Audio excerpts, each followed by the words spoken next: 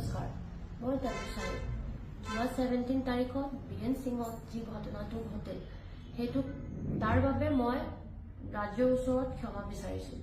কাজিয়া হোৱা সময়ত যি শব্দ মোৰ মুখৰ পৰা ওলাইছে মই এটো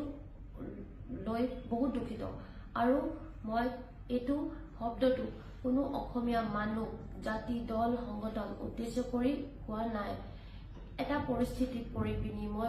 ভয়ত এবোৰ কৈ পালো মই ইমান পেনিক সিচুৱেচনত আহি গৈছিলো হেদিনা মই এগৰাকী ছোৱালী হৈ পিনি মোৰ চকুৰ আগত মোৰ ভাইটিবিলাক চুচুৰাইছে মাৰিছে সেই কাৰণে মই পেনিক হৈ পিনি এবোৰ শব্দ কৈ পালো কিন্তু মই এটো অসমৰ কাৰণে বা অসমীয়া জাতিৰ কাৰণে এটো কেতিয়াও ক'ব নোৱাৰো বিকজ মই নিজে এটা অসমীয়া ছোৱালী কিন্তু এটো শব্দ কাৰো কাৰণে মোক প্ৰকাশ কৰিব নালাগিছিলে হেতু কাৰণে মই নিজৰ পৰা দুখ প্ৰকাশ কৰিছো বাস মই আপোনাক এটোৱে ৰিকুৱেষ্ট কৰি আছো মোক নিজৰ ছোৱালীক ভাবি পিনি ক্ষমা কৰিব